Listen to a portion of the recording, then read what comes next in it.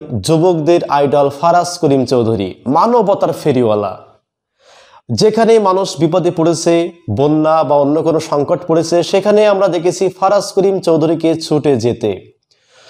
এই কোটা সংস্কার আন্দোলনে শিক্ষার্থীরা যখন রাজপথে আন্দোলন করে তখন অনেকে মনে করেছিল অন্ততপক্ষে ফারাজ করিম চৌধুরী যদি নাও আসে, একটা ফেসবুক স্ট্যাটাস দিবে যে ছাত্রদের দাবির পক্ষে, ছাত্রদের এই দাবিটা মেনে নেওয়া হোক এই পক্ষে।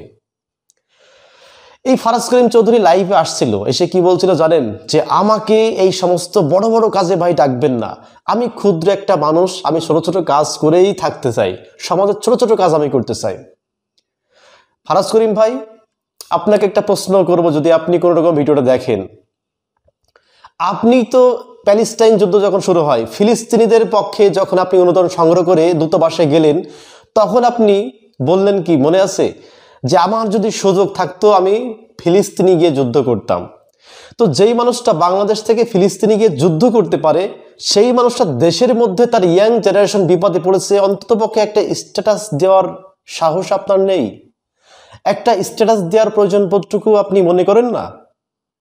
আপনি আবার যুবকদের আইডল, নীতিবাক্য শিখান মানুষদেরকে, কিভাবে যুবকদেরকে অনুপ্রেরণা দিতে হবে, মানুষের পাশে এসে দাঁড়াতে হবে, মানবতার ফেরিওয়ালা। এই সাধারণ শিক্ষার্থীরাই আপনার এই মানবতা দেখে দেখে আপনার ভিউজ, আপনার ভিডিও দেখে আজকে আপনাকে এতটা ভাইরাল করেছে।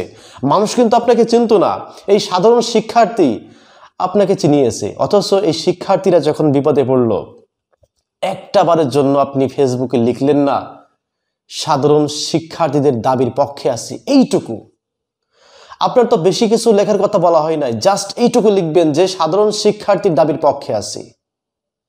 অথচ এই সমস্ত শিক্ষার্থীদের পক্ষে একবারও আপনি ফেসবুকে লিখতে পারলেন না, অথচ সেই ফেসবুকে আপনি মানবতার ফেরিওয়ালা সাজেন।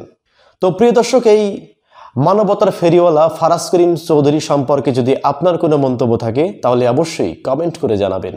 শিক্ষার্থীদের কোটা আন্দোলনে যাকে খুঁজে পায়নি শিক্ষার্থীরা, এত বড় একটা কোটা আন্দোলনে যে সুলাইমান সুখনকে ধরা হয় মোটিভেশনাল স্পিকার, অর্থাৎ তিনি যুবকদেরকে মোটিভেশন দিয়ে থাকে, সাহস যোগায়, অনুপ্রেরণা যোগায়, এবং যার ভিডিও বাংলাদেশের লক্ষ লক্ষ শিক্ষার্থী দেখে। অনেকে আশা করেছিল যে এই বিপদের মুহূর্তে সুলাইমান সুখন সাধারণ শিক্ষার্থীদের পাশে যদি নাও দাঁড়ায়, অন্তত পক্ষে একটা স্ট্যাটাস দিবে যে আমি ছাত্রদের কোটা আন্দোলনের পক্ষে সংহতি প্রকাশ করছি। অথচ যুবকদের সেই আইডল, মোটিভেশনাল স্পিকার সেই সুলাইমান সুখনকে ছাত্রদের এই দুঃসময়ে কখনো পাশে পাওয়া যায়নি। তো প্রিয় দর্শক, এই সুলাইমান সুখন সম্পর্কে যদি আপনার কোনো মন্তব্য থাকে তাহলে অবশ্যই কমেন্ট করে জানাবেন। এবার আপনারা স্ক্রিনে যাকে দেখতে পাচ্ছেন তাকে নতুন করে পরিচয় করিয়ে দেওয়ার মতো কিছুই নাই। তিনি হলেন বাংলাদেশের বিখ্যাত শিক্ষক স্যার জাফর ইকবাল। তাকে বলা হয় শিক্ষার্থীদের অভিভাবক। বিজ্ঞান নিয়ে এত চর্চা তিনি করেন যা অন্য কোনো শিক্ষক করে কিনা আমার জানা নেই। সাধারণ শিক্ষার্থীরা যখন মাঠে ময়দানে এবং রাজপথে যখন কোটা আন্দোলনের জন্য যে আন্দোলনটা করেছিল, তারা মনে করেছিল যে একটা সময় না একটা সময় জাফর ইকবাল স্যার আমাদের পাশে এসে দাঁড়াবে। অধীর আগ্রহে চেয়েছিল স্যারের দিকে, কিন্তু স্যার আপনি তো আসেন নাই। আপনি এত বড় বড় কথা বলেন বিভিন্ন স্টেজে, আপনি শিক্ষার্থীদের অভিভাবক, আপনি শিক্ষার্থীদেরকে নিয়ে কাজ করেন, অথচ আপনার এই যে শিক্ষার্থী যারা রাজপথে নেমে আসলো একটা ন্যায্য অধিকারের জন্য, কোটা সংস্কার, তারা কিন্তু কোটা বাতিল চায়নি কখনো। তারা বলেছে যে কোটাটাকে সংস্কার করতে হবে, একটা সঠিক সংস্কার, সেটা কিন্তু এখন সরকার কিন্তু মেনে নিয়েছে। কিন্তু স্যার আপনার মতো জাফর ইকবাল স্যাররা যদি প্রথমেই শিক্ষার্থীদের পক্ষে সংহতি প্রকাশ করে যদি রাস্তায় আসতেন না, অন্তত পক্ষে একটা শিক্ষার্থীও কিন্তু মারা যেত না, একটা শিক্ষার্থীর বুকেও কিন্তু পুলিশ গুলি চালাতো না, শিক্ষার্থীরা সহিংস হয়ে উঠতো না। যদি আপনার মতো হাজার হাজার শিক্ষক যদি রাস্তায় আসতো যে আমরা থাকাকালীন আমার একটা শিক্ষার্থীর গায়ে যেন গুলি না লাগে, একটা শিক্ষার্থীর গায়ে যেন লাঠির আঘাত না লাগে, এই কথা স্যার একবারও বলতে পারলো না। তিনি ছাত্রদের নিয়ে কাজ করে। তো প্রিয় দর্শক, এই জাফর ইকবাল স্যার সম্পর্কে যদি আপনার কোনো মূল্যবান মন্তব্য থাকে তাহলে অবশ্যই কমেন্ট ড্রপ করবেন। এই কোটা সংস্কার আন্দোলনে শিক্ষার্থীরা যখন বিপদে পড়েছিল তখন পাশে পায়নি আরেকজন মানবতার ফেরিওয়ালা, free motion by Firoz Hasan. তিনিও বাংলাদেশের মানুষের অনেক বিপদে আপদে পাশে দাঁড়ায়। অন্ততপক্ষে এইটুকু ফিরোজ হাসানের কাছ থেকে আমরা আশা করতে পারি যে একটা ফেসবুক স্ট্যাটাস, আপনার মাঠে ময়দানে এসে ছাত্রদের সাথে সংহতি প্রকাশ করা লাগবে না, জাস্ট একটা স্ট্যাটাস দিতে পারতেন যে ছাত্রদের ন্যায্য দাবির পক্ষে আছি, এইটুকু কিন্তু করতে পারেননি। আবার আপনি মানবতার ফেরিওয়ালা হয়ে মানুষের সেবায় আপনি নিয়োজিত। এবার আপনি স্ক্রিনে যাকে দেখতে পাচ্ছেন তাকেও নতুন করে পরিচয় করিয়ে দেওয়ার মতো কিছুই নেই, তিনি হলেন কুয়াকাটা হুজুর।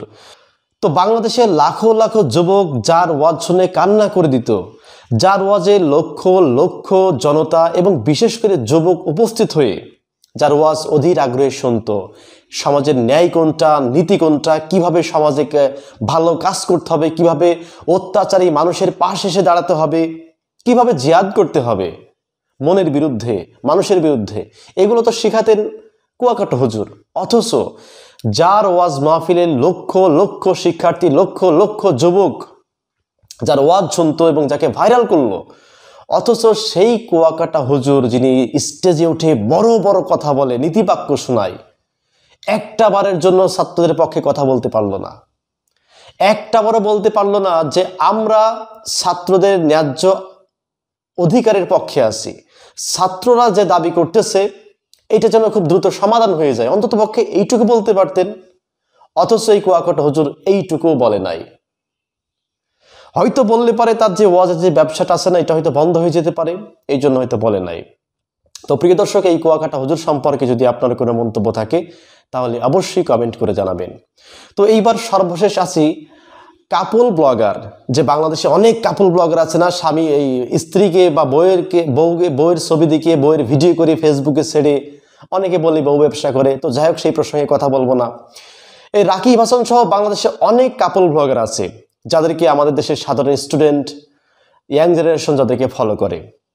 এই সমস্ত কাপল বিজনেস বা এই সমস্ত কাপল ব্লগার যারা করে, অন্তত পক্ষে ছাত্রদের এই বিপদের মুহূর্তে একটা বার যদি স্ট্যাটাস দিত, মাঠে আসার দরকার নাই, একটা বার যদি স্ট্যাটাস দিত যে ছাত্রদের ন্যায্য অধিকার আদায়ের পক্ষে আছে, এইটুকু স্ট্যাটাস বাংলাদেশের কোনো কাপল ব্লগারকে আমি দিতে দেখি নাই। তো একটা বিষয় আমরা খুব ভালো করে বুঝতে পারলাম যে সমাজের এই খারাপ ছেলেটা সাধারণ ছাত্র ছাত্রীদের খারাপ সময়ে পাশে দাঁড়িয়েছে, আর ভালো ছেলেগুলা ওদেরকে কিন্তু পাওয়া যায় নাই।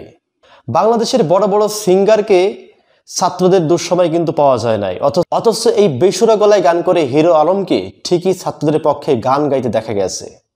ফেসবুক ইউটিউবে মানুষকে বিনোদন দেয় এরকম কোনো বিখ্যাত সেলিব্রিটি ছাত্রদের পক্ষে না দাঁড়ালো, এরকম কাফি ছাত্রদের পক্ষে দাঁড়িয়েছে এবং ছাত্রদের সঙ্গে থেকেছে, পানি বিতরণ করেছে।